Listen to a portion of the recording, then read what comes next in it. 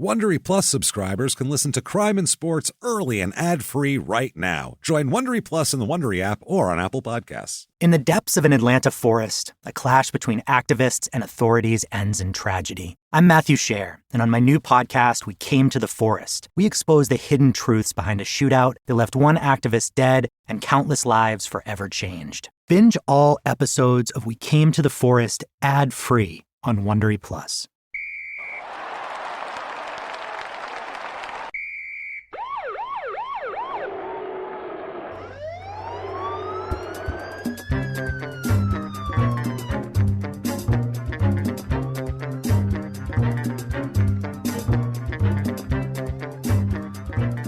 Everybody, and welcome back to Crime and Sports. Yay! Oh, boy, are we excited to be here as usual.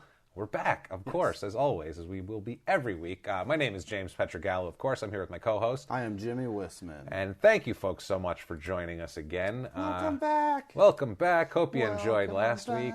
Welcome back. Welcome back. Welcome back, Durbano last song. week. Yeah, that was bad. Welcome back, Durbano last week. That's what we should have called it. I loved Steve Durbano. He was so fun. He was so much fun. You don't get a better psychopath than that. It's just such an indignant death. It's so sad. The whole thing was sad. Terribly sad. This guy tonight that we have, but before we get started on tonight, I would like to remind everybody to please rate, review on iTunes. God damn it, do it. It's so important to us. So please, it takes a minute, I know, just, while you're you can do it while you're listening to the episode. That'd be nice. Go right on your phone, write a review, it's right there. It keeps playing. It keeps playing. You don't even have to turn it off. So just listen to it and go.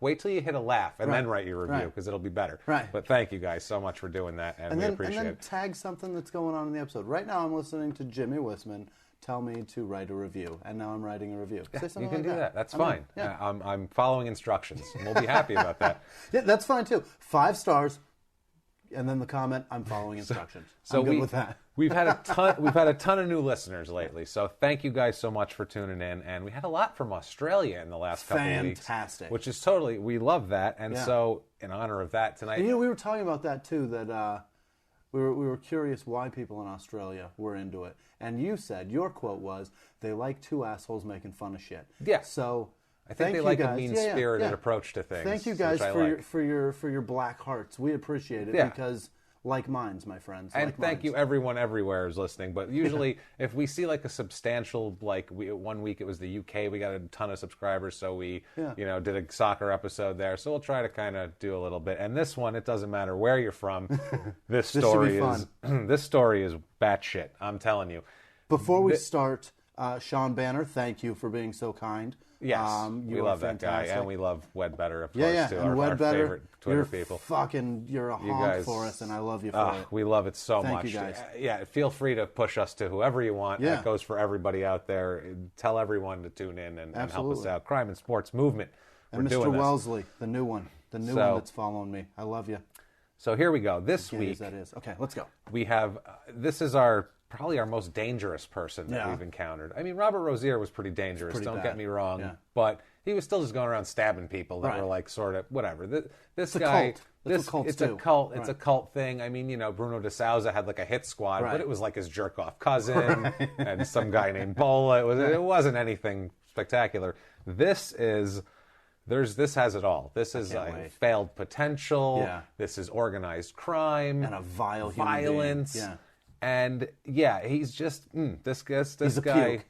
He is, but you'll see from what it's a tale of a gullible chap, we'll say. Right. Okay, but not an innocent gullible chap at all. But he's that's the sad thing too. He's not dumb like a lot of our criminals. So how many dumb criminals have we had so far? Honestly, Snook is an idiot. Ray Carruth and Lawrence Phillips seem like morons. Like Jason Williams was pretty smart. A lot of these guys are pretty... Even Eddie Johnson's very smart. I guess the dumbest is the fucking swindler that everybody just listens to. You know what I mean? That's Philly's, true. Fuck's his name? Lenny Dykstra. Lenny Dykstra, He's about as dumb as it gets because he's pretty stupid. But he figured out somehow to take that stupidity and make it work for him. I'd like to see him and Jimmy Snuka have like an IQ contest and see who wins that one. couple of psychopaths. Lenny Dykstra and Snuka in a spelling bee. Oh, God, that'd be amazing. That would not last long. They'd be out quickly with their names. Yeah. Lenny? Oh, shit, I don't know. I don't read books. It's bad for my eyes. Can't spell restaurant. Spell fucking receipt. Spell receiver. Go back and, if you're new, go back and listen to all these other episodes so you know what the hell we're talking about, because we're going to reference these people a lot. Tonight's person of the week, our scum of the week, our idiot of the moment, is a gentleman named Evangelos Goussis. All right. Okay, goes by Ange Goussis. Everybody calls him Ange. He is a kickboxer and a boxer. Very promising kickboxer and boxer. Let's start from the beginning with him. He is a psychopath, number one. He is a fighter. We'll get into all of this. He's born on September 14th, 1967. He's from the USSR. Oh, he was born in Tashkent, USSR, which is in Uzbekistan, current day. He was in that whole thing. His parents were Greek immigrants. This is in the 60s, so this is hardcore communism. Yeah, before Al-Qaeda ruined the USSR. This is communism right here. Did your phone just go that was up? My phone. I my apologize, God, you guys. Jimmy Whisman. Done. Good Lord. Crime and sports listeners, let's all send out That's my wife an evil texting vibe me to find out where I am. to Jimmy Whisman's wife right now for interrupting the show. That is ridiculous. His parents were Greek immigrants. His father was a resistance fighter against the Nazis in Greece, actually, during World War II. And then he was fighting for the leftist communists in Greece in the Greek Civil War that followed World War II. He was a real fighter. He's a fighter, the father.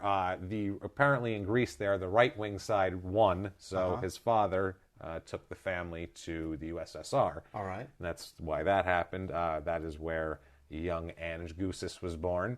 So they lived in the USSR. They came up like that. Father served 3 years in the Russian army. He worked as a bricklayer. So, I mean, how depressing is that? Yeah. Working as a Russian bricklayer. Yeah, very, very struggling life. That's what he grew up with. That you can't even picture like color in that picture. No. That's just gray. It's sad. It's a lot of black and white and vodka. A lot of vodka, my friend. A lot of vodka. That was the next thing. His brother said on his brother's. He has an older brother that we are going to talk a lot to tonight, and his older brother.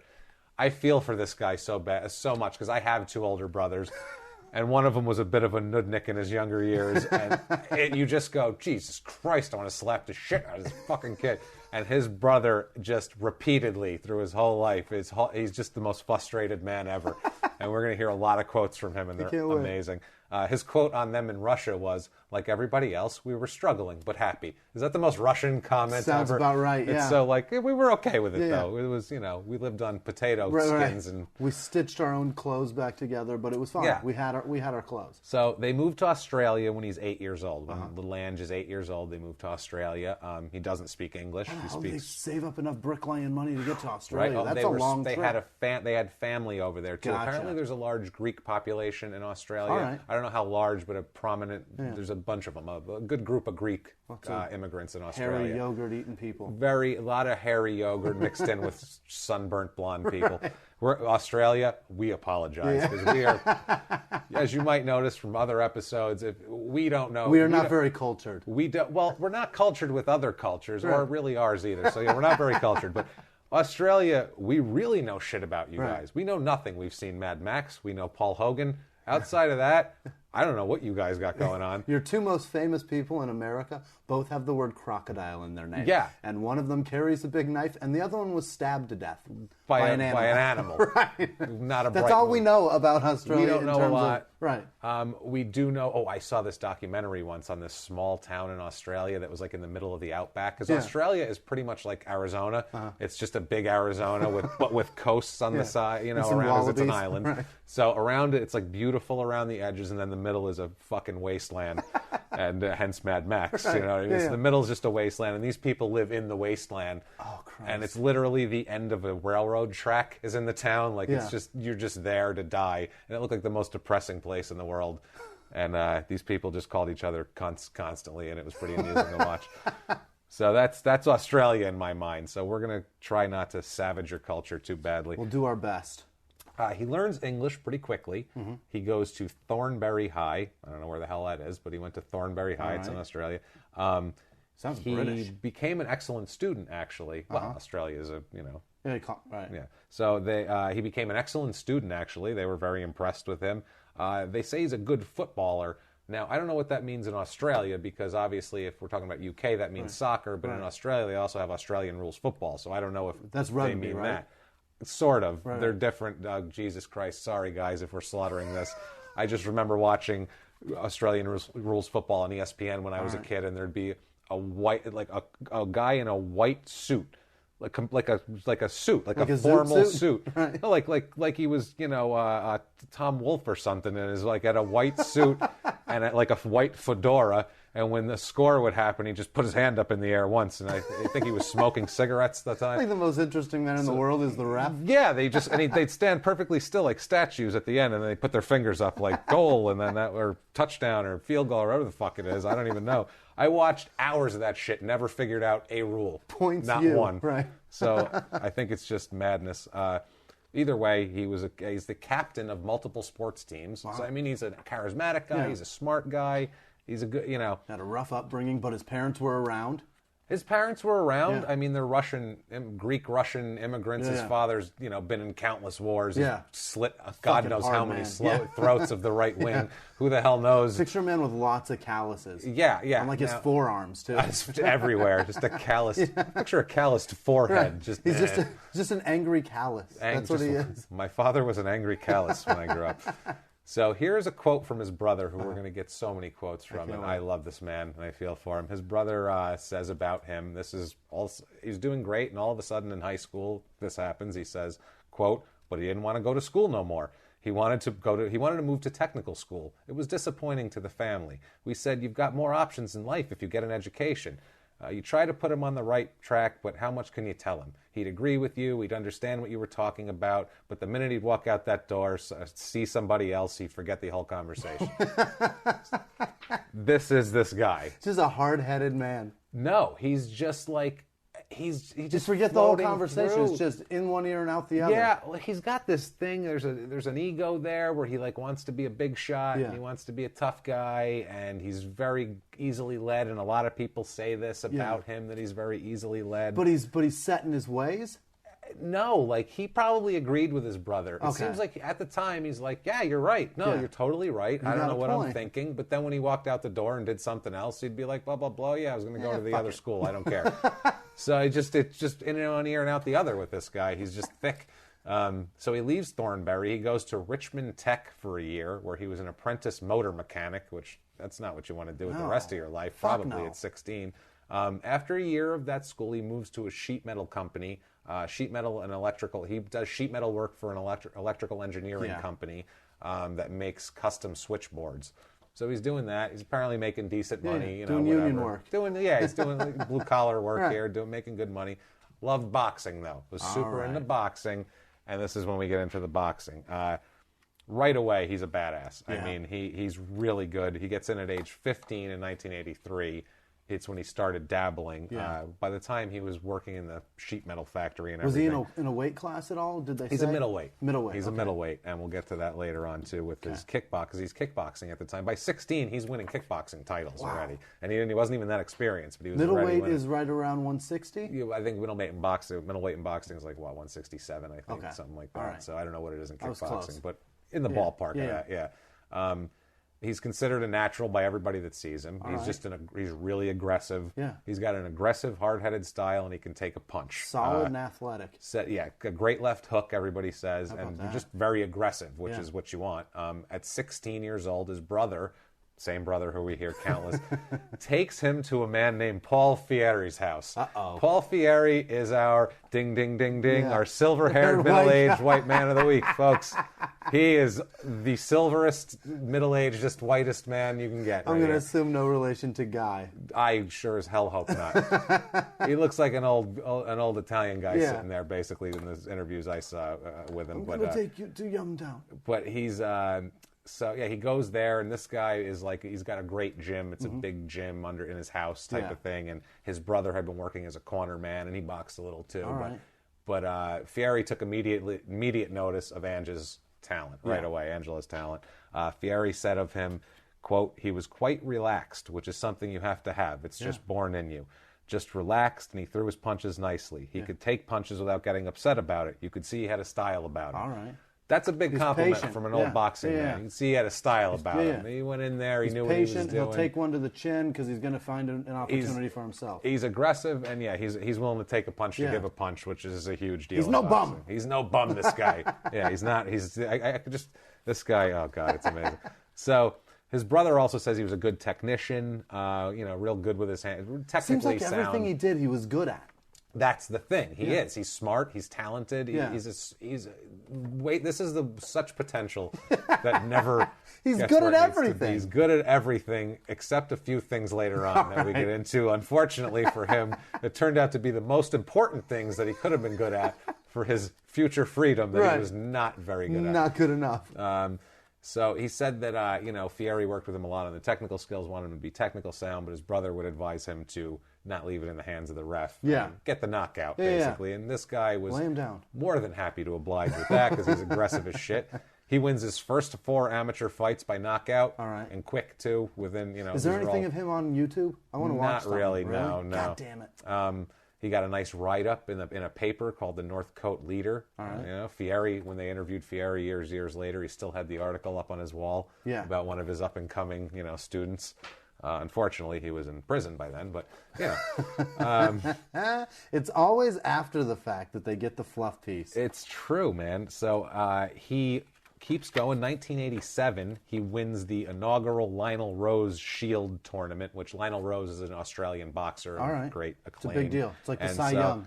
No, it's just I think it's like an up-and-coming, but it's like a Golden Gloves tournament, all right. I feel like. That's what the equivalent that I got out of it was, a Golden Gloves type of thing. He was a contender to make the 88 Summer Olympic team that went to Seoul. Wow. He was actually on the squad, but didn't actually make the team. He won all 3 of his Olympic trial fights. Seoul was 88? Seoul was 88. Okay. 88 Seoul Olympics. He won all 3 of his trial fights by KO in the first round, too. This is the year before the Dream, or the Olympics before the Dream Team in Barcelona? In Barcelona, Gotcha. 92. Okay. Exactly. Dream Team guys, Australian people, or anybody else might not know. That's when we decided to let our professional basketball players from America... So we unleashed the best team that's ever been assembled. Just go and dunk on a bunch of tiny Lithuanian dudes and, people and like, Asian Jesus. guys staring up at Karl Malone's balls. Where do they get 6'11" black guys from, is what everybody was saying. 400 years of breeding, Holy that's what it is. Shit. Wow. Holy shit. We scared the shit out of the rest of the world. He basically, he was a badass. He was doing so well, but he also noticed things when he was boxing. And this is a thing that keeps coming up with a lot of these boxers is they start to notice the people that hang around the boxing and the people who watch the fights, and especially those people historically are shitbags. Shitbags. And I feel like from the way this is, it sounds like their boxing at the time in Australia was very similar to ours in like the 1940s, like Raging Bull, Jake LaMotta, era. There was a little Italian guy. Yeah, there was which one? The little Rocky Italian Marciano. guy. That's the one. Yeah, the champion. Yeah, right, the heavyweight champ. But it seems like it was like a dirty lot of gangsters hanging around. Yeah. And a lot of these fighters were taken in by that because they're struggling guys. And they got a lot of money. They're making $200 a fight. These guys are sitting here with making $200 while you fight. $30,000 watches on, and they're like, Jesus Christ, I'm getting my face beat in here. What's going on? And there's a bunch of moonshine being run in the Virginia hills, and those guys just got paid for it. So his brother says, this is a quote he said to him, his brother recalling a quote, he said, "Boxing is a mug's game." Now, I assume mugs means a gangster. I think that's what that means based on other things I read. Boxing is a mug's game. You come across a lot of different people, so be careful. Don't get suckered in by somebody who's got a big name as a criminal or a tough guy or whatever. He said he told his brother that because he knew his brother was impressionable like that. How about just throw some fucking fists and go home? That's, you know what I mean? Throw hands and don't get involved. Granted, it was years down the road, but fucking Don King showed everybody how you can ruin a boxer. You know what I mean? Yeah, you can. It's so easy. You absolutely can ruin Just a guy. Throw hands, do you, and get the fuck out. And one of the guys that he ruined is a guy that he compares himself to. Fantastic. Actually, here's a quote in their own words.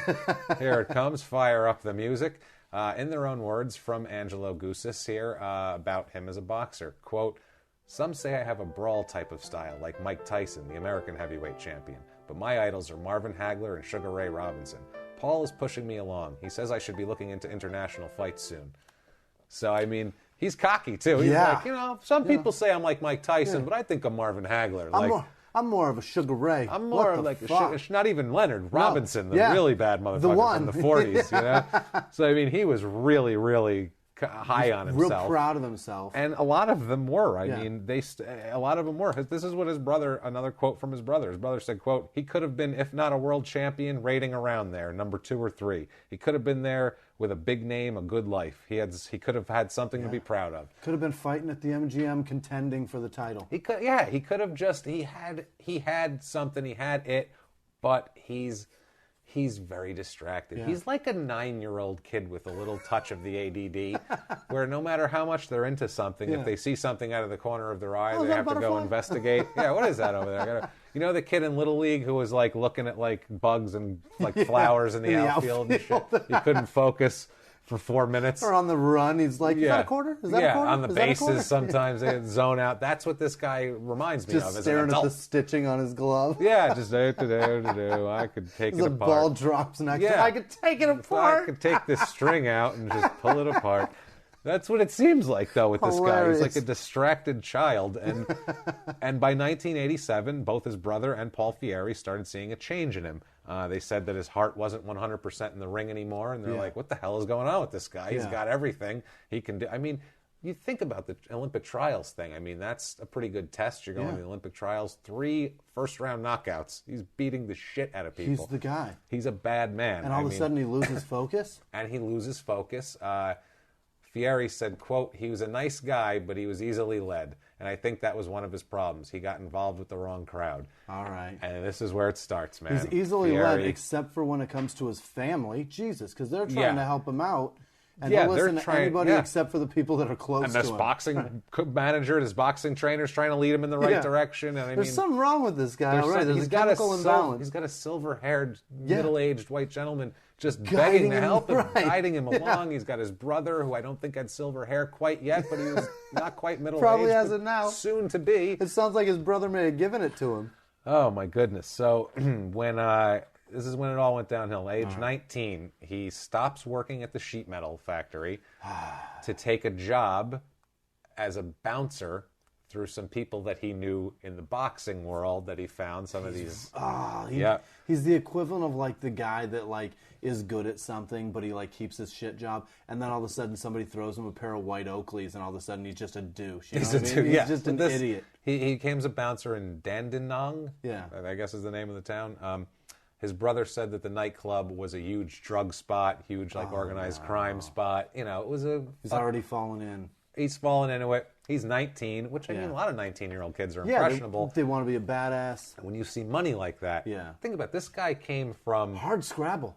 This guy came from Uzbekistan. Do you understand what Uzbekistan... This guy came from bricklaying money. Do you understand what Uzbekistan is now? Uzbekistan is where we take people that we think are terrorists to like boil their nutsack in a fucking vat of oil. That's where we take them to do that. It ends with Stan. It's not a nice place. It's not good. It's bad. It's not a fucking destination. He's from there when it's just a communist Russian country also. And like you said, his dad's a bricklayer who was in several different armies, World War II, then a Greek Civil War, then the Russian army too. I mean, this guy is he's seen depression. He's seen shit. He's probably eaten burlap, this man. You know what I mean? So he's seeing these guys with all this fancy shit, and I think he's going, wow, what am I doing? Even his brother and the boxing instructor and the boxing trainer there, those are good guys, but they don't have stuff like this. No. So I could see a 19-year-old impressionable kid being, I don't know, I wouldn't have done that when I was 19. Why work my ass off to be at the level that my trainer is when I don't have to do shit and I can do what these guys do. And I got to get my face beat in constantly. You know what I mean? These guys got diamond-encrusted watches. Absolutely. I mean, his brother said the gangsters saw him in the ring and at the club, and they asked if he wanted to work for him because they saw him and he's a badass. We could use a tough guy. Sure. And in the ring, they want to be, it's just like with everything else. If they want to be like him, he wants to be like them. Absolutely. They're all jealous of each other. It's the same way actors all want to be athletes, and the athletes all wish they could be actors. The drummer always wants to be the fucking lead singer. That's and he was influenced by these people. His brother said, quote, he was influenced by maggots. So I thought that's a great quote. He becomes such an idiot that he brings a known gangster to his parents' anniversary party. No. His brother loses his shit, pulls him aside. He's like, who the fuck is this Why idiot? do you have Two-Finger Tommy at our parents' house? Who is this guy? And he's like, no, he's all right. He's like, no. I know. I can tell who people are, and this guy is not a nice... Throws him the paper. His face is on the fucking cover. So so he gets deeper into this. January 88, Goussis is being an errand boy at this point for a large heroin dealing ring. Like he's dropping off the heroin, or he's like roughing up people that owe him money? He's like a message guy. Right. He's just a low-level shitbag. He's probably dropping money off for this or that. There was a dealer that was apparently ripping off the organization, a guy named Richard Bettany. And Goussis was instructed to pick him up and take him to this vacant house, which is never good if you're if you're a heroin dealer and the people you're buying your heroin from pick you up and take you to any vacant building. That's not Netflix and chill night. You should worry at that point. There's a problem. They're not taking you to White Castle. No. There's no McDonald's at the end of this trip. They're not picking up the new release. Yeah. You're not going to the water park as a surprise. You're about to get your ass kicked. You're going, bad things are going to happen to you. You're going to lose a finger tonight. This guy, so this guy ended up being stabbed a shitload. Yeah. Got stabbed up real good. Wow. And Goussis was tasked with mopping up the blood, apparently, in this whole seeing if they can trust him. So he didn't apparently. Now, I don't know if he was a participant in the murder or not. In this country, in America, if you pick a man up who's set to be murdered, take him to the place of the murder, and then clean up afterwards, you're guilty. You murdered. You're a murderer now. Yeah. It doesn't matter whether you stabbed him or not. You're involved in that. You don't even have to have touched the knife. You're getting life with everybody else. Yeah. But apparently in Australia, they're a lot more forgiving and understanding, really. In August of 1989, Justice George Hampel said that Goussis only played a minor role in the attack. Oh, I only played a minor role in the because he hit it with the mop and glow? Yeah, that's a pretty big fucking role. It's a big role. Yeah, he covered up the fucking murder. He covered up a brutal stabbing. Right. That's a big chunk. Yeah. And like I said, in this country, that's considered a faux pas. That's homicide. A societal faux pas, we'll call it. But apparently, like I said, this judge didn't say that. He said he was only, quote, a mere messenger in the drug game. So he was taking he took it as he's a smart kid, up and comer. Yeah. He was just up for the Olympics last year. Right. I mean, so he's looking at him with taking some sympathy with the guy. Right. He said, quote, the judge sentenced him to 18 months, which was the minimum sentence he could receive for this. That is very kind. Yeah, it was attempted murder and all this shit. So judge said The guy didn't die? I don't think he died. No, I don't think he died. That's the thing. Judge said that he had, of Goussis, quote, excellent prospects of rehabilitation. This guy, anything further that happens in this story, that judge absolutely has blood on his hands. He's complicit in it. That judge is a fucking idiot. Put it this way, I would love to see this guy's stock portfolio because he is not a good... I'd love to see how much egg is on his face later in life. His fantasy football team probably sucks. He's just bad at judging things. His wife fucking hates him. His kids loathe him. His wife's a giant fat woman. Based on his piss-poor judgment, it's amazing that he's, a judge, which is really odd. You just wouldn't expect that, but... I don't know. That's how it works out sometimes. You know what I mean? How do you get that job being that terrible of a judge? I feel he has excellent I feel like he was like a dog show judge, and then somebody was just like... He just filled out an application to be a justice. They're like, "What's your qualifications?" He's like, "I've been a judge before." They're like, "Okay, you're in." Yeah, poodles. They forgot to ask what he judged. That's all it is. He knows poodles. It's fine. He took the Pepsi challenge or some shit. I do not believe this dog will piss on the floor. They were like, he's a good judge of character. He's a great judge. So during the trial, Goussis, this is another bad. It's just these little serendipitous things that happen where it's like, damn it, if only they didn't cross paths. It's one of those things. There's so many people throughout history where you just wish they didn't cross paths. Yeah. And this is one of them here. All right. He meets a man named Lewis Kane during the trial and befriends him. Lewis Kane will come up huge later. Sounds terrible. Lewis Kane was in court for kicking a man to death outside of a nightclub in September of 1988. So you could tell what kind of nice gentleman he was. He invented kicking people to sleep. He kicked them good. So he was a little kicky. That's amazing. That's his pal. And I'm going to say this as we get into the kind of gangland things here. This was covered a lot in Australia. So I'm not going to get into too much. I'm going to give, for people who know nothing about it, I'm going to give a basic structure of like, these were factions that were fighting. But I'm not going to get into, this isn't it's about Goussis. It's not about the entire syndicate. Yeah. They had a whole show in Australia called Underbelly that actually one of these trials delayed the release of because it was about awesome. This. It was basically Australian Sopranos, pretty much. And was it real or was it like still actors? No. It wasn't a documentary. Okay. No, it was a drama. But I think it was based on all of these. Sure. So anyway. So I'm not going to get into that. We're going to stick with him, and we're going to keep it to his role. Okay. And I'll get into anything in the syndicate if it's pertinent to Goussis' situation, rather than just because we could just go on for 3 days about a giant Australian underworld situation. So far, I love this story. It gets way crazier. Right. It gets so crazy. Nothing crazy's happened yet, but we're getting there. Crazy enough. Well, he did mop up blood. He did help with a very serious assault. He did, and this story's so crazy that as much as that's wild, in my mind, that's like the pink flamingo out on the front lawn, and there's like an entire house full of craziness, and there's just one little lawn thing sitting out there in the yard. And that's all we've seen. All right. Because I'm telling you, man, this is one of those where I'm like, yeah, this guy sounds crazy. Let's get into this. And then I start doing research, and I'm like, oh, holy shit, there's more. And now there's organized crime. Forever. Holy shit, now there's this. I got to find out about this. It was like I was learning Portuguese with Bruno de Souza. So that's kind of where we are here. He gets released from prison. He does his 18 months. He gets released. He tells his brother he's on the straight and narrow. He's like, look, man, help me out. I want to get back into fighting. I don't want any part of this shit anymore. No more stabbing folks. I'm done. Exactly. I'm not going to clean up any more blood puddles unless I cause it with my fist in a sanctioned area. So he tells his brother that. His brother was disappointed in him, obviously, but he wanted to help him train again. He's a kid, so he's 20 years old at this point. Yeah. I mean, get him back on the straight and narrow. He's got potential.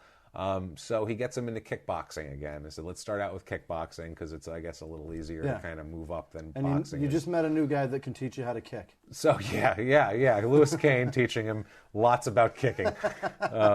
He wins his first 5 kickboxing fights quickly, just boom, boom, boom. Within 5 fights, he won the Australian, South Pacific, and World Kickboxing Association middleweight titles. How about that? Knocking the shit out of people. So he's a badass dude. That's great. The president of this is great because there's an associate. He has a title for this association called the International Sports Karate Association. Which sounds like some shit like a bunch of 9-year-olds would make up. Yeah. Like, this is the International Sports Karate Association, and we're going to fight it out. Like, that's... so, anyway, the president of this organization, Dr. Peter Lewis, he's a doctor, this guy. He has a ridiculous, silly-sounding organization. Said, quote, if he had a weakness, it was that he was too happy to try to please people. Oh. And that's the thing about him. That's kind. And it keeps coming back. That's very nice. Yeah. So we get into 1994. He loses his International Sport Karate Association title.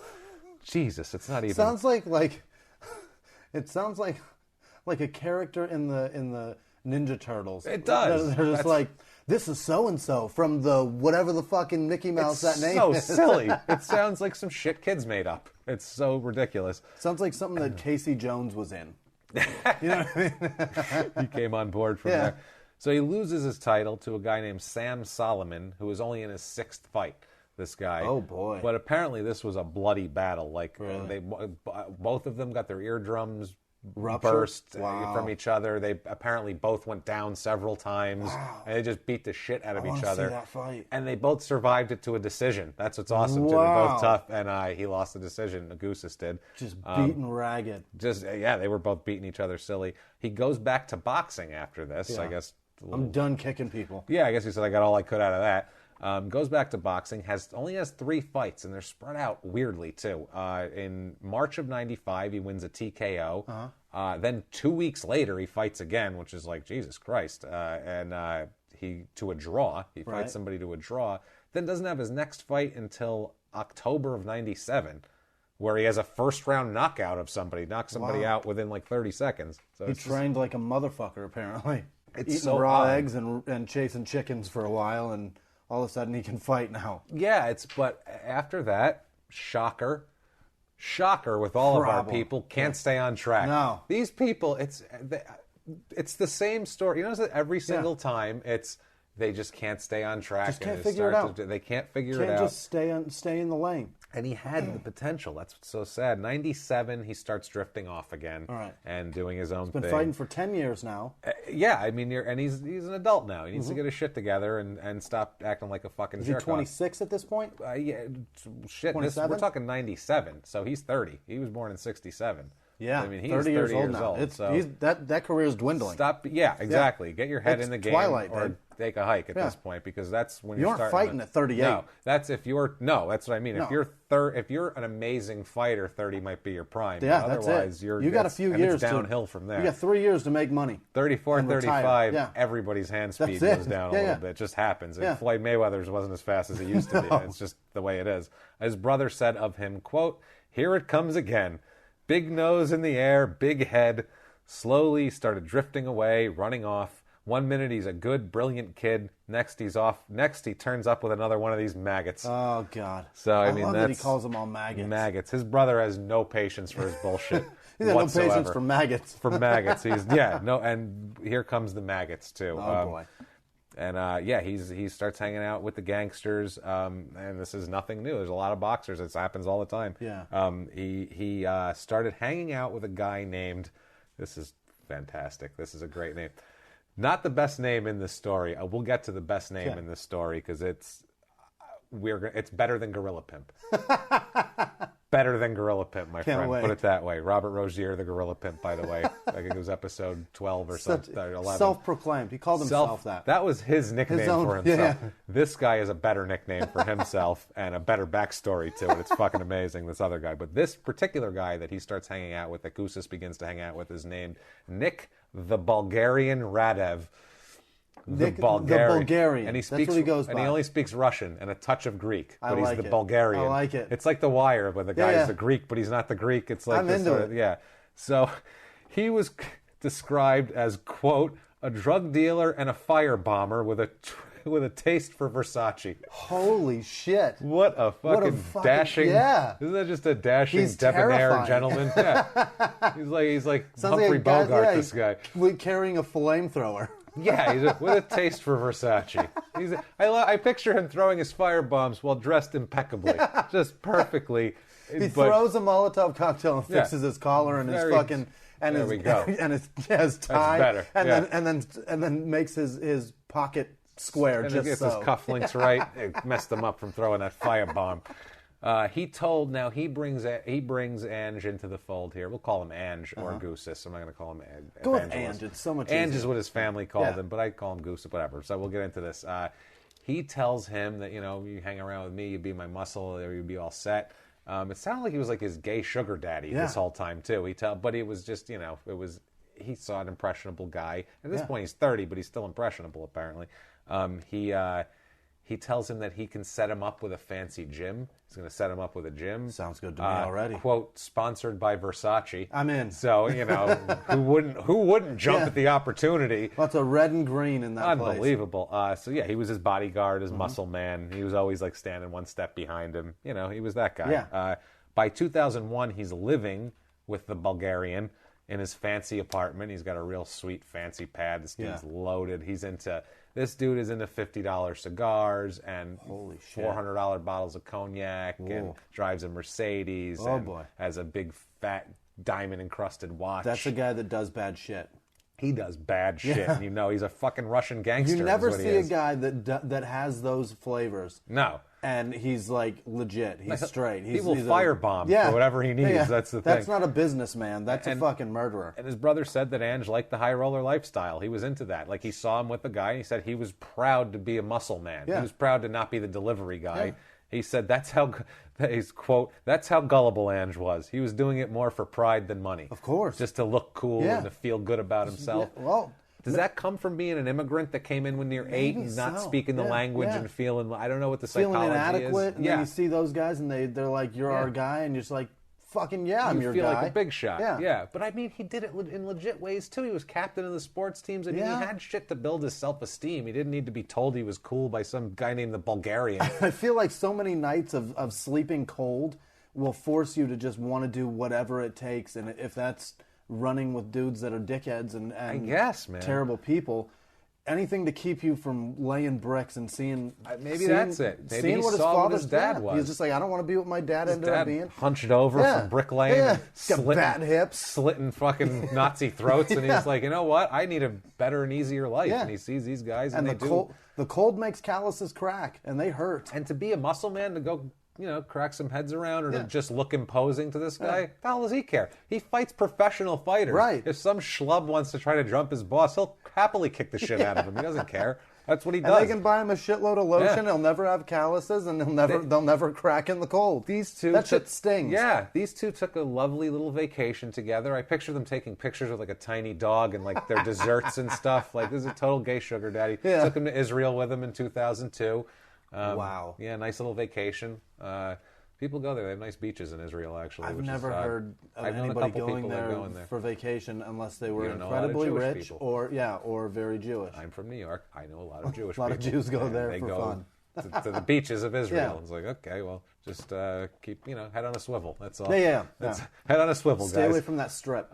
This particular, the Bulgarian tried to enlist Ange in a plot to kill a guy named Mickey Gatto. Now, Mickey Gatto is going to come up a lot. Mickey Gatto is one of the top guys in New York. There's Mickey Gatto. There's Carl Williams, not to be confused with the '80s boxer Carl the Truth Williams. And Mike Tyson knocked the shit out of him. Gatto sounds like a consigliere that like runs the fucking garment district. There's a bunch of these guys. At this point, that doesn't work out. Actually, it's from what I hear, Goussis talked him out of it because he was like, "Are you out of your fucking mind?" They're both doing a ton of coke and other amphetamines and shit, and this is all coke fuel.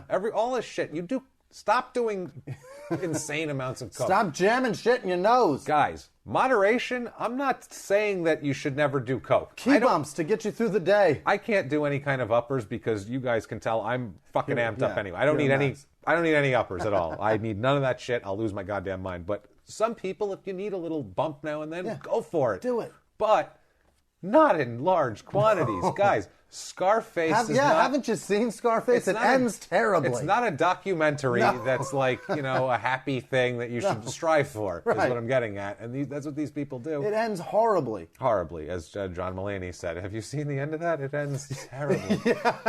That's right. We have to shout out that. That's a great joke. That is a good joke. I remember that. Find John Mulaney and listen to him. He's a great comedian. Anyway, so he tries to enlist Ange in this plot. He talks him out of it. Sorry. So Goose is hooked on cocaines, amphetamines. At this point, he attempts suicide.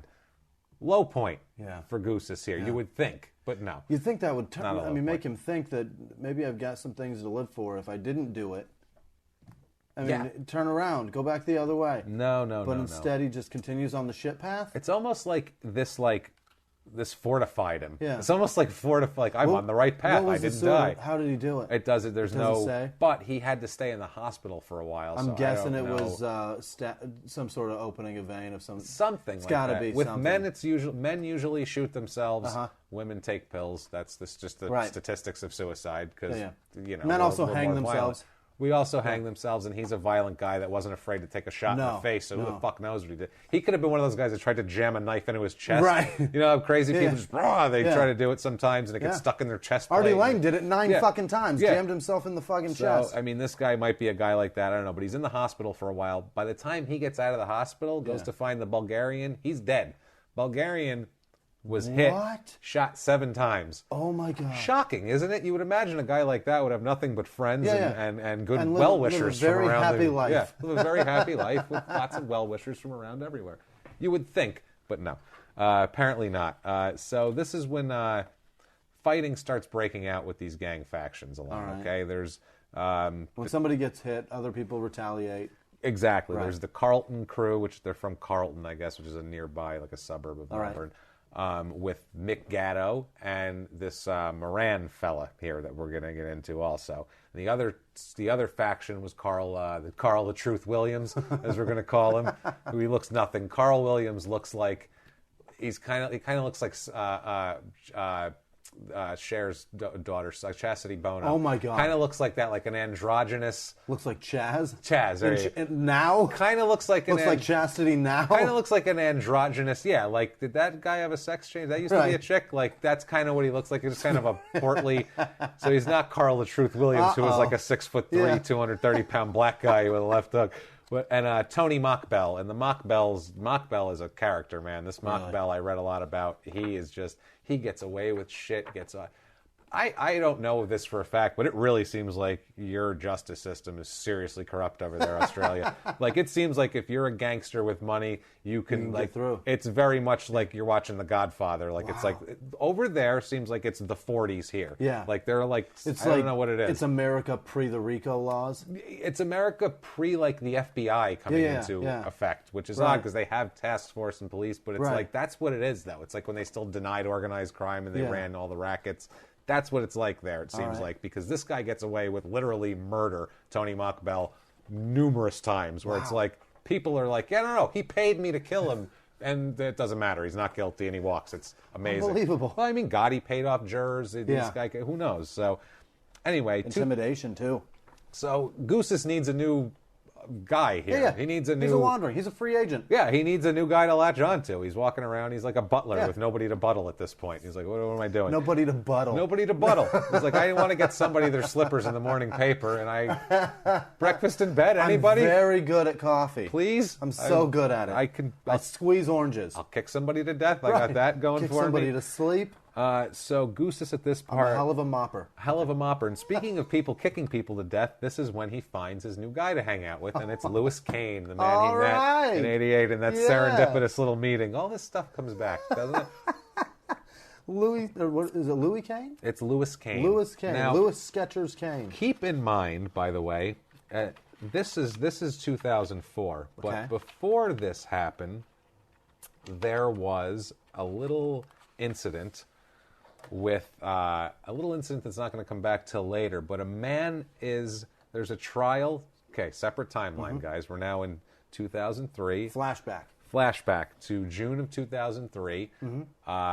There is, and it's parallel, but it's going to connect, don't worry. There is a man named, Shane Chartres Abbott, okay?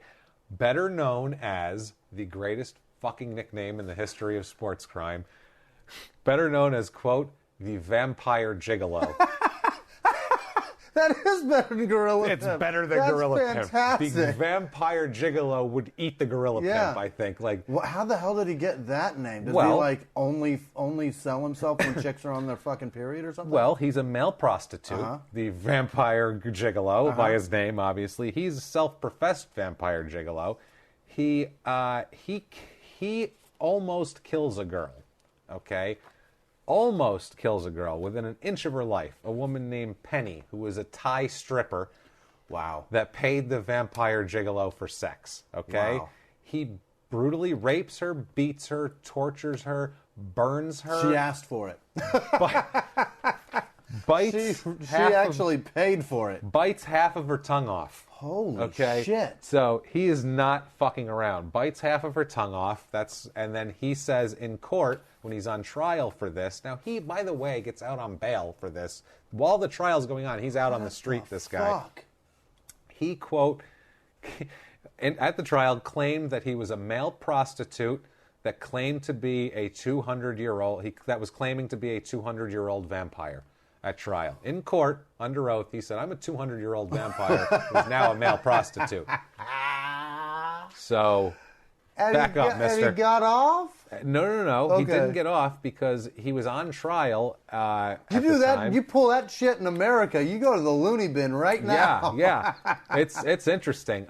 He should have killed this girl, probably. Yeah. Because he didn't kill this girl. He left her alive, and her boyfriend, or one of the boyfriends that she had, was a bad motherfucker and was a little upset about this. A guy named Mark Perry, who was a local heroin dealer and a bit of a badass. Yeah. He took exception, obviously, to his girlfriend. She can't lick my balls anymore. You took her tongue. You'd have to get in pretty deep in her mouth for that, because half her tongue's fucking gone.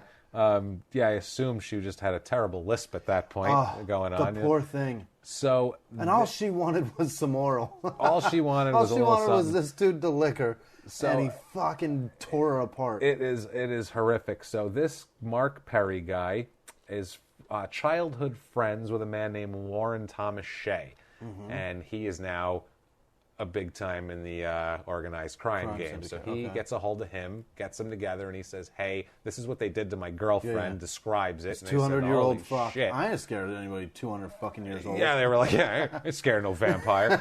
So his hips are brittle by now. He's not scared of this vampire, so they put together... By the way, I just said a scared. That's ridiculous. You're not a scared. I'm not a scared. Peter Griffin over here. Right. So he...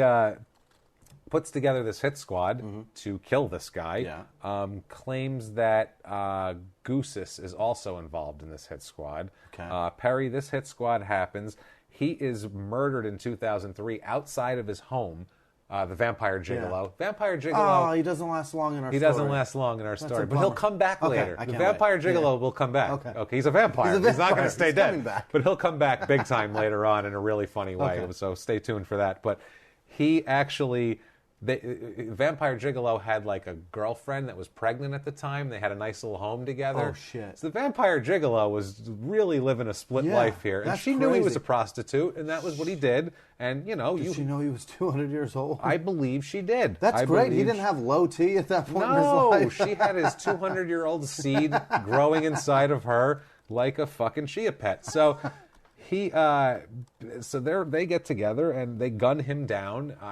We don't know exactly who. He's gunned down in front of his home while his girlfriend's standing there. Wow. Two men come out, fire on him. He's hit in the neck, falls. She runs in the house, calls the cops, gets a towel, runs out. They peel off the whole thing. She's obviously flipping out about it. They're wearing ski masks, which keep coming back again and again. All right. And they keep calling them, in all the articles, they call it baklava. Is a ski mask? Yeah, it's a balaclava. I had no idea what the fuck that all was. All it is the eyes are showing. Yeah, I had to look that up. And all that and shit. I'm like, just say ski mask, all right, you fucking idiot. Yeah, that's basically what it is. Just say it's a fucking ski mask. It's a ski mask without the mouth and nose hole. Yeah. So, this is a disaster. He's all shot up, and this'll come back. So we get into this other thing here now. This is where we go back to the Goussis timeline, In 2004. In 2004. Okay. Exactly. So we had a flashback. Somebody's tongue got bitten off.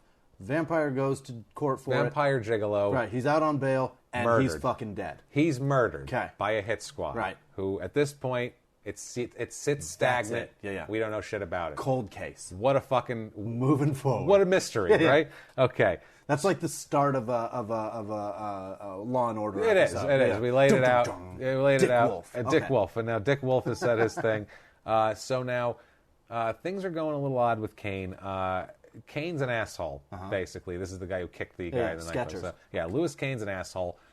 I don't know why Goussis does this. He invites his brother out to dinner with him and Kane. Why does he keep bringing around the family with the fuckheads? He wants to show off to his brother that, look, I'm successful, look, I'm doing good. But he knows his brother's just going to go, why are you doing this, you jerk? You're wrong about this. Look. This shit life is going to help us. Yeah, so his brother, after the dinner and all this, he says of Kane, quote, I met the guy for 5 minutes and he's telling me his life story, that he's a heavy criminal. I asked Ange, I don't know how many times, are you threatened by him? Do you need help? But it was, no, he's a good guy. So he kept saying that Kane was a good guy. His brother, after a little while after this, as we're getting into, his brother didn't speak to him for about 3 years. At this point, Ange is qualified to be a judge in fucking Australia, too. He's a terrible fucking judge. Yeah, well, at least he knows he's a jerk-off. Well, he tells him here, he stops talking to him, and he said that in his final conversation with him, he told Ange, quote, you're not a kid anymore. If you can't register upstairs what's good for you and what's not, what can I do for you? I can't help you out anymore. So his brother cut the ties with him. Brother said, you're a jerk-off, you're hanging out with criminals, I don't know what the fuck Enjoy your life. Yeah. So in 2004, Goussis and a guy named Keith Faure, I don't know how you, Faure, Faure. They go to Melbourne to Carlton to meet Kane at a hotel. Kane is looking for some shooters to do a hit for him, and so they arrange this meeting, and they're going to try to get some shit worked out. They're going to get LaForce. Right? Yeah. So Fari here and Goussis, they go to meet him. They pick Kane up. They decide, let's not have the meeting here. Let's have it at this Greek restaurant. Yeah. So they get in the car. They go to this Greek restaurant, and apparently they did not make it to the Greek restaurant. By the time they arrived wherever their destination was, Kane had been shot under his right eye. Whoa. Apparently they were driving in the car, Kane in the back seat of the car, Goussis and Fari in the front seat of the car. And there is... Somebody fired into the rear seat. Well, there's an obvious conflict here of what happened. They are charged... When they're charged with this, Goussis... Four and Goussis are... Yeah, they are arrested. Goussis takes the blame, and he says it was self-defense. He said he heard a clicking from behind. He turned around and saw... A pistol. Kane had his gun out, and it was jammed, and so he shot him in the eye. All right. That was what was said at that point. But later on, they both changed their stories, and he says that Fari was the one that shot him, and he didn't even know why he shot him. He just shot him. He turned around and was like, whoa, what the fuck? When stories change like that, somebody's guilty. It's a lot of stories. Yeah, it's a lot. They're whatever. Yeah, it's a lot of shit here. So basically, this whole thing goes on with Kane.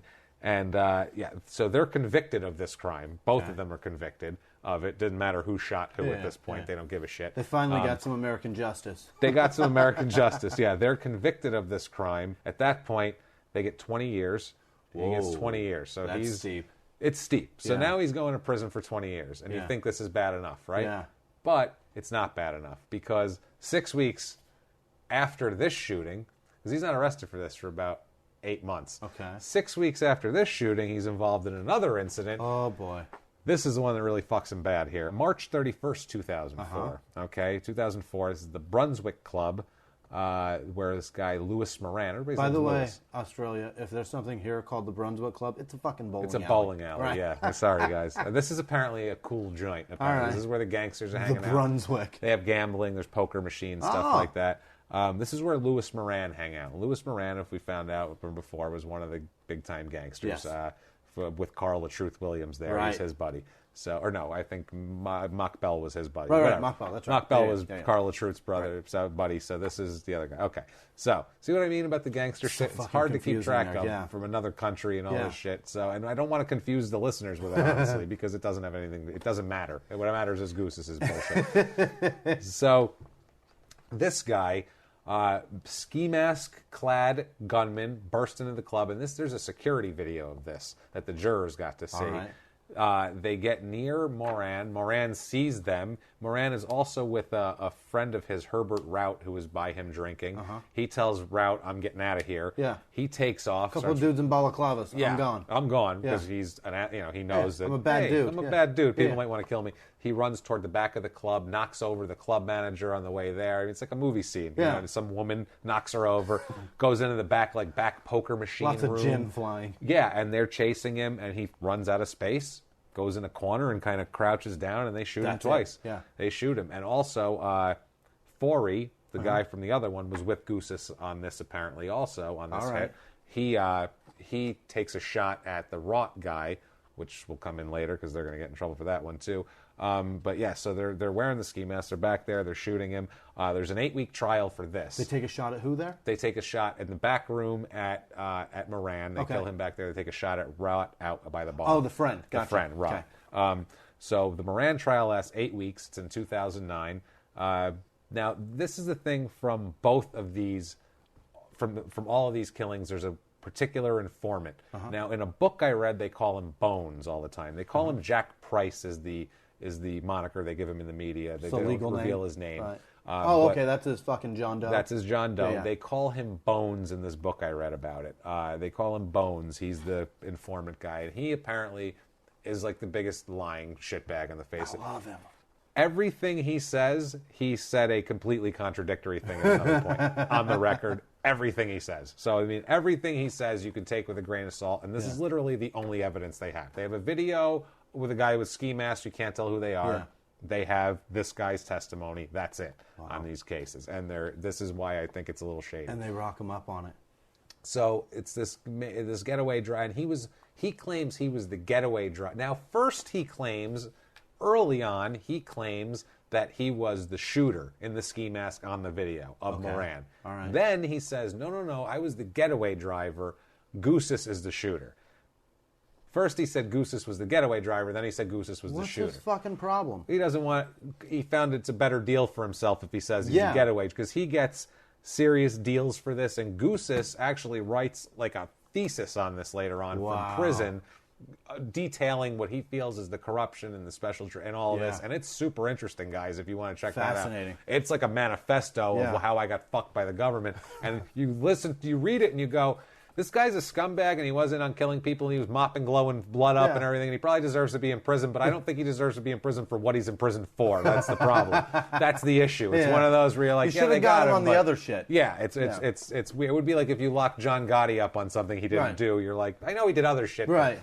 It's so, anyway. Locked him up on child abuse or some shit. And he's like, I mean, the racketeering was a little bigger. It's exactly. It said Carl the Truth Williams paid $150,000 for this hit. For Moran. For the Moran hit. It's actually also said that he shorted them and only gave him $140,000. What an asshole. So, I mean, what a fucking jerk. You're shorting these fucking guys. These guys went out of their way, charged into a packed fucking place, and cornered him and shot him.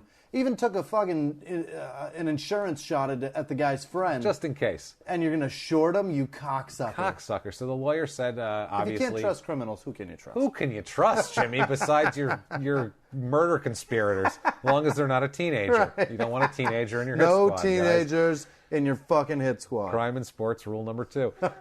So Goussis' lawyer said, obviously, the informant pointed the finger at Goussis to get his own sentence reduced, he's saying, clearly. They had both pled not guilty to this. Yeah. The trial delayed the Underbelly show that I mentioned earlier that was supposed to be on. They were not allowed to show that, a court sanction on showing that, because they said it would completely damage the pool. You can't show something with actors in it that's fucking fake. I don't even know. It might have been. I should have watched some of it. I saw it online there, and I'm like, I don't need to see some recreation or whatever. I'm like, It'd be like if reading books, guys. Yeah, come on. It'd be like if the O.J. Simpson trial, if the People versus O.J. was going on. While it was going on. Yeah, and don't show that shit. Yeah. Why? What's the problem? Goussis was said that he scoped out the club a whole bunch of times before. He was there, and he scoped it all out, and he denied any involvement at all. His defense lawyer, Stephen Sheriffs, said that this is the best excuse. My client, he was not murdering Louis Moran at that point. He couldn't have been, because at that time, he was visiting his sick mother. Oh, boy. So how dare you accuse him of murder? He was picture him sitting there with his sick mom. I picture him putting like a cold washcloth on her head, on her forehead, holding her hand, boiling chicken soup, holding her hand nice, just spoon feeding her chicken soup, just the broth, the broth, because she can't chew. Sweet. And he's going, Mom, is everything okay? Are you too hot? Can I get you a blanket? Another Afghan? Would you like some ice chips? Some ice chips. Can I get you anything? Holy shit. So apparently this was not bought by the... it's the equivalent of my dog ate my homework. Pretty much, yeah. He's convicted of murder in May of 2008. Dingo ate my baby. Given at least 30 years before he is eligible for parole. Not good. 30 years. 30 years at least. Moran and that's concurrent with the 20 years he's got. So basically he's eligible for parole, I think in 2039 was the... Whoa. So, I mean, that's brutal. That's trouble. Yeah, no parole possible till 30 years. So, I mean, he's got a minimum... So you guys can write to him. He can write to him. During sentencing, Justice Betty King said, quote, "This was a cold, calculated execution of a man for financial gain, which places the murder at the highest level of offenses of their type."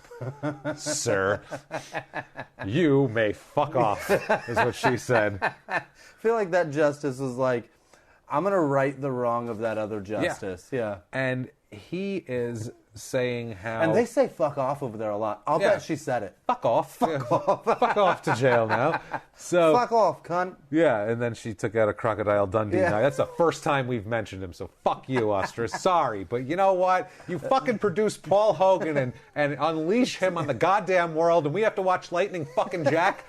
I'll bring it up. It's coming up. So suck my fucking American dick, and fellas. That's a knife. Yeah, that's a knife. See, you know why I love Australia? Because they will like that I just yelled at them like that, because they're fucking awesome people with senses of humor, not uptight shitbags. That crawl over people in the subway, apparently. I love them. Yeah. I love it over there. So anyway. To get to their love. Okay.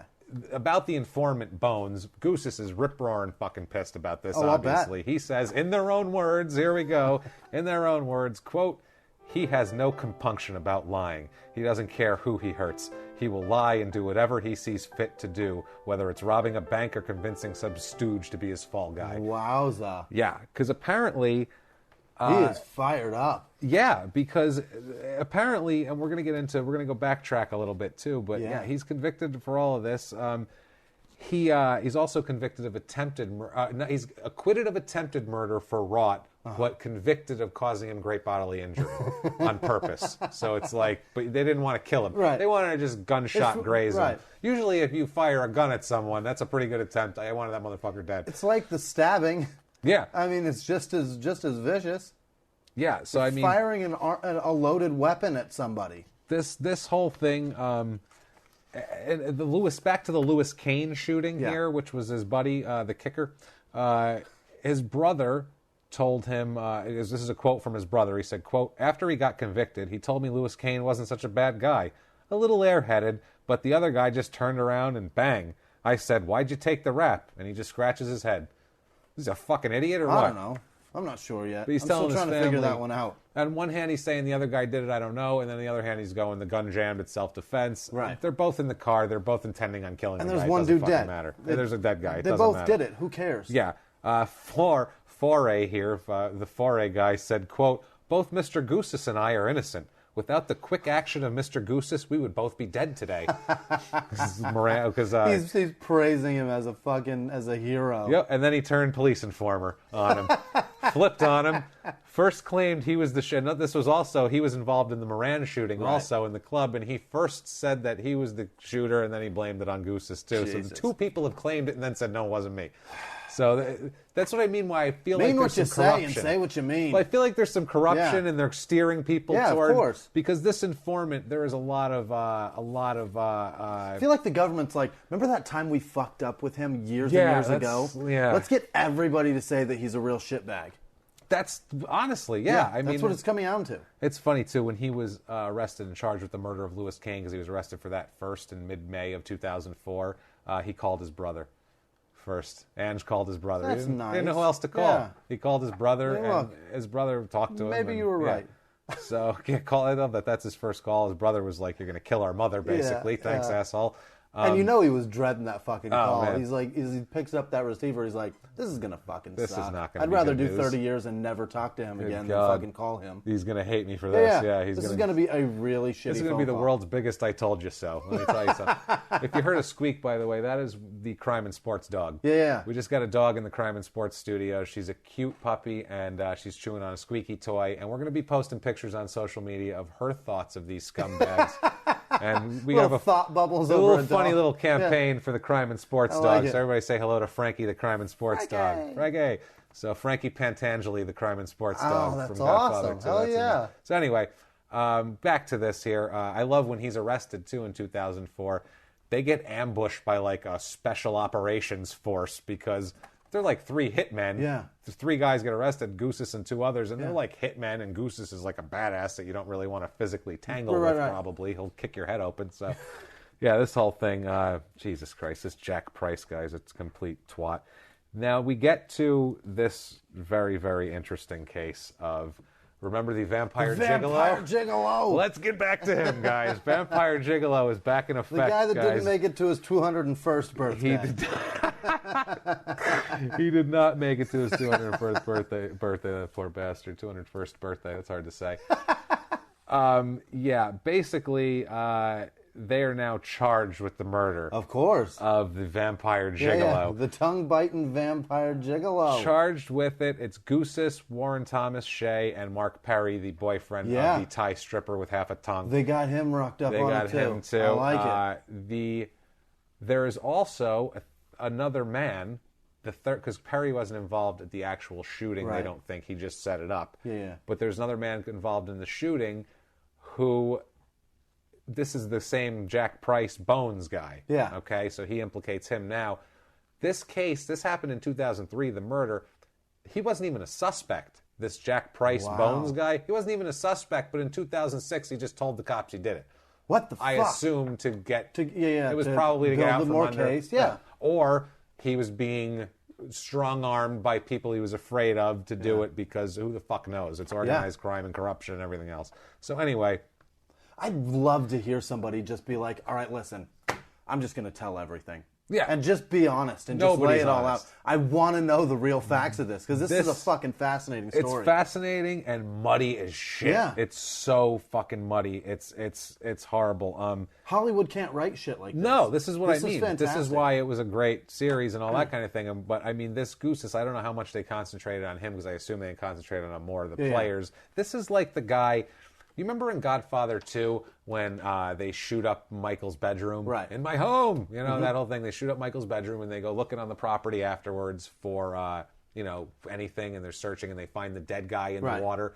That's this guy, I feel like. Yeah. This guy, he's not part of the Godfather story. We don't care about him, but I'm interested in that guy. What the hell happened to that guy? How did that happen? And I feel like all the gang land shit is probably concentrated more on better. This is not like a one-episode thing. No. Like for TV, this would takes forever. Months. This is 3 fucking seasons. I love them trying to humanize the Vampire Gigolo in a courtroom, by the way, because you have to get sympathy from the jury about the Vampire Gigolo. Who was on trial? Guy was convicted. He wasn't even convicted. He was out on bail, and he was saying publicly he was a 200-year-old vampire with his hand on a Bible. Crazy shit, man. So prosecutor Andrew Tinney said of the old Vampire Gigolo, quote, "He was no more or less than a man, a normal person in our society." Super normal. No, he's fucking not. I think I know a lot that's of not people. the right approach. I know a lot of normal people. Yeah. I've never heard somebody say that they're a 200-year-old vampire. I think if you're a prosecutor, no, never. I think if you're a prosecutor in that case, you go with the, look, he was a piece of shit and a scumbag and probably an attempted murderer, but that doesn't mean it's okay to kill in the streets, law and order. That's what you go with. You don't go with, he was a nice guy, he helped out at church, he sick kids with cancer. I've never even met a gigolo. I met Rob Schneider once who played a gigolo. That's all I've met. I've never met a gigolo. I know a lot of guys that give their dick away for free. That's amazing. It. So he ends up being acquitted of the charges. Of the Vampire Gigolo. Goussis, Shea, Perry, all acquitted. All cleared of murder and manslaughter, even the lesser charges, everything. It's probably because it's impossible to make that guy human. Well, that, and it was such a muddy thing. That's the thing. If it's a muddy case, but they're pissed off about the victim being killed, then the jury's like, well, someone has to pay for this. Right. Fuck this guy. As this guy, they're like, the Vampire Gigolo. Like, it's like making a murder. If Stephen Avery had killed the Vampire Gigolo, they would have been like, hey, whatever, who gives a fuck? You know what I mean? There's some Thai whore somewhere with half a tongue. Thai whore's got half a shit? tongue. But, I mean, so, he gets off on that. But this is funny, too. This is in 2014 he gets off. So he's ankle deep in a fucking neck deep sentence at this point. Like, he's ankle deep in a neck deep sentence. It doesn't matter whether he gets convicted or not. Who gives a shit? He's in there for 30. The other 2 guys that were with him went free when they got acquitted, and That's amazing. Right back to jail. Yeah. And it's so funny because when he got acquitted, you sir can fuck off. Fuck off, back to jail. Either way, they're telling him to fuck off. He gets cleared of all the charges. He cries when they tell him he's not guilty. He cries and mouths thank you to the jury and puts his hand over his heart like it fucking mattered. Yeah. Like he should have said, help me. Yeah. I'm in jail. Right. So, I mean, Jesus Christ. By the way... That's like when you're thirsty and somebody hands you an empty bottle of water saying thank you. Why? For what? Absolutely. For a trip to the trash can, you dickhead? Absolutely. And if you're a big fan of Evangelos Goussis, there's more to the story, by the way. Hold on. But you need to check out boxertshirts.com where you can get a Team Evangelos Goussis t-shirt for $19.97. For Christmas, you fucking better get me one, James. For $19.97, I want one so bad. With $5.99 flat shipping anywhere in the world, baby. $19.97, $25 shipping out the door at your house. You have a Team Evangelos, and it says like Team Crooked and Evangelos Goussis in like gold letters. You fucking better get one. That's I want to see badass. that. And people out there, if you do get one, buy that, take a picture of yourself in it on social media, and we will definitely blast it out. I'll hang that shit in my house. And we'll call you out, too, because you'll be our heroes. We'll talk about you on the show. We'll give you like 2 minutes, actually. So, I mean, this is crazy. They're all done. The girlfriend of the Vampire Gigolo, the pregnant girlfriend, when I was like a 10-year-old kid, 10-year-old gigolo seed walking around. She is rip-roaring pissed. She does an interview after she was silent the whole time. Why? She's got a kid that's about to live 200 years. Who gives a shit? She should be happy with her surroundings, but she's pissed off. She's mad that they got acquitted. She's like, Jesus Christ, I don't believe in the justice system at all. And she's not even sure that the people on trial were the ones that did it either. She's like, I don't know. All I know is it's 10 years later. Nobody's paid the price. He's dead. He's fucking dead. Yeah. I have a whole tongue right now that is just, I don't need a whole tongue, and he could have bit it off, and he didn't. He's gone. Instead, I have plenty of food for him in my mouth. Ty Hooker. So yeah, this is a disaster. Anyway, at this point, Goussis starts. He has appeals. At this time, he says, "quote It was amazing. Here you have, in their own words. So I have to introduce in their own words. Quote: It was amazing.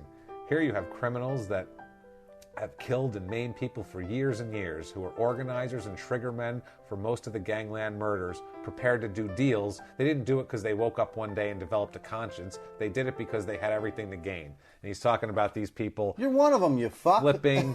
Well, no, he didn't get deals.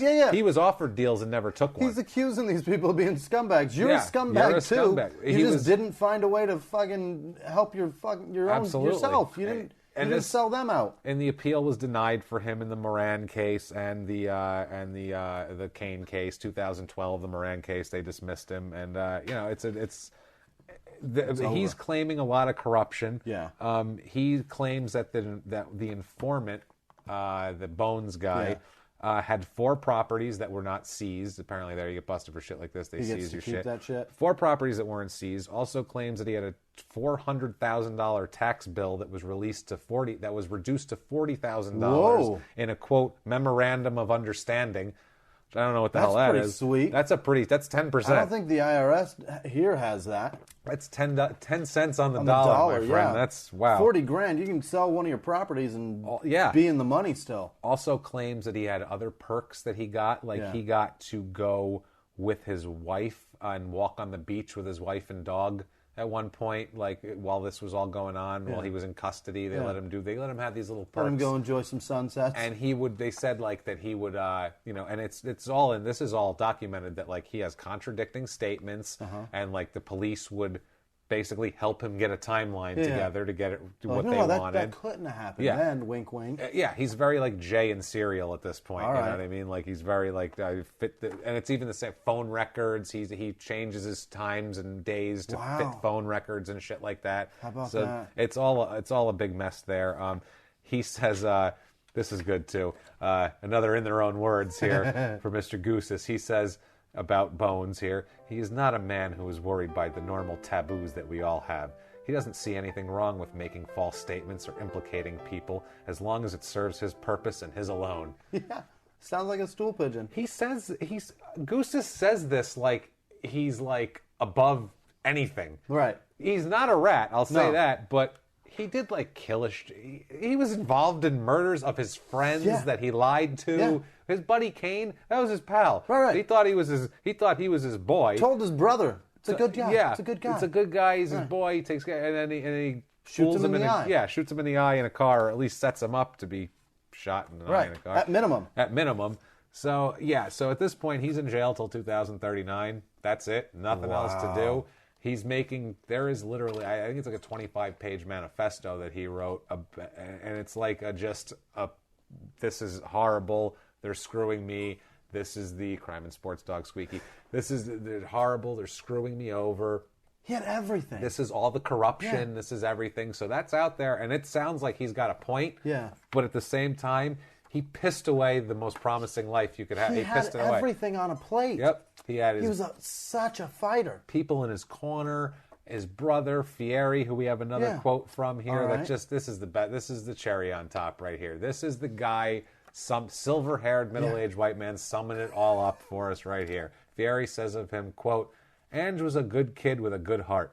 He could have made it to world champion if he had only put his heart into it. If only he had listened. Unbelievable. That's it, man. That's the story of him. He didn't listen. His story could end with like a controversial fight at MGM where he loses to a decision, or he knocks out Mike Tyson, or he knocks out. He could have been something. He could have been a contender. Exactly, literally. Or he could have done it like a normal boxer. He could have had a nice career. He could have made a bunch of money, fought a couple guys on pay-per-view, then started getting in trouble for domestic violence and beating his wife, and nobody would pay for his pay-per-views anymore. Selling a grill. Sell a grill on 20 years QVC. later, gain 100 pounds, smile, and sell a fucking grill. That's what I'm saying. He could have had a life. He could have had something, and instead he threw it away to be a complete jerk-off. And the organized crime aspect of it was a huge part. So that's a huge problem, too. So I hope that wasn't too confusing with triple murders. It's so deep. It's a deep thing. It's a fun one, though. It's super so fun. Yeah, fucking like I psychotic. said, we could have spent 3 hours talking about the whole organization and breaking it down. But I mean, I just wanted to stick to what was pertinent to Goussis. But I mean, good. You did a great job today, James. That was a great timeline. Well, that thank was fun. It was. I had a blast. I hope you guys had a good time listening to that because that was crazy. This was a wild story. Evangelos Goussis. Sick. I didn't know anything about him at all as an American. I know the Australians, it's probably big news. a big deal, But here, I had no idea, so I'm really excited that we got to do something like that. And I hope we pronounced everybody's names right. Oh, we fucked up city names. We made fun of Crocodile Dundee. What we did I guarantee we to got offend. is the Vampire Gigolo. Vampire Gigolo. Boom. Vampire. Fucking lights out. Oh, God. So he killed the vampire. You have to be a badass to kill the Vampire Gigolo. But silver bullets to the neck. Next week, I think I'm gonna try to. I have a couple of NBA players in mind because the NBA playoffs are going on. We're getting into the finals. I got a couple NBA guys in mind, and they fuck up a lot. I have just so many. We have bodybuilders. We have NFL guys. We have soccer. We have so many guys. We've got a great boxer that I can't wait. A great boxer. Can't wait. We have so much fun stuff to do. So I mean, keep tuning in, guys. Please tell your friends. Absolutely. Pass it around. Tell everybody on social media. It helps us so much. The more, so please do that. And thanks to everybody that's done it already. Yeah, you this guys has been awesome. So fun. Thank you. I mean, honestly, your kindness is blows us away, and we're assholes, and so thank you for being nice to us. We don't know how to. We're comics. We don't know how to take to people being nice to us. You know what I'm saying? We're used to being treated like shit. So you guys are too nice to us. Mainly by ourselves. We're harder on ourselves than ourselves, anybody our friends, anyone that we associate with. So thank you guys so much. Jimmy, why don't you give them your social media info? At Whisman Sucks on Twitter, Instagram, and Snapchat. WHISMAN Sucks. And I am at Jimmy P is Funny. And please follow the podcast itself at Crime and Sports on Twitter. crimeandsports@gmail.com and facebook.com/crime and sports. Can't wait for you guys to see Frankie. We have really cool social media too. We make like pretty neat little pictures in Photoshop. Silver-haired, middle-aged puppy. Yeah, all sorts of silver-haired, middle-aged puppy here. So we have all sorts of fun stuff for you. Please keep the train rolling. Crime and Sports movement. Keep it moving forward. Live from the Crime and Sports studio. We will see you next week. Thank you so much. If you like crime and sports, you can listen early and ad-free now by joining Wondery Plus in the Wondery app or on Apple Podcasts. Prime members can listen early and ad-free on Amazon Music. Before you go, tell us about yourself by filling out a short survey at Wondery.com/survey. A few miles from the glass spires of Midtown Atlanta lies the South River Forest. In 2021 and 2022, the woods became a home to activists from all over the country who gathered to stop the nearby construction of a massive new police training facility, nicknamed Cop City. At approximately 9 o'clock this morning, as law enforcement was moving through various sectors of the property, an individual, without warning, shot a Georgia State Patrol trooper. This is We Came to the Forest, a story about resistance. The abolitionist mission isn't done until every prison is empty and shut down. Love and fellowship. It was probably the happiest I've ever been in my life. And the lengths we'll go to protect the things we hold closest to our hearts. Follow We Came to the Forest on the Wondery app or wherever you get your podcasts. You can binge all episodes of We Came to the Forest early and ad-free right now by joining Wondery Plus.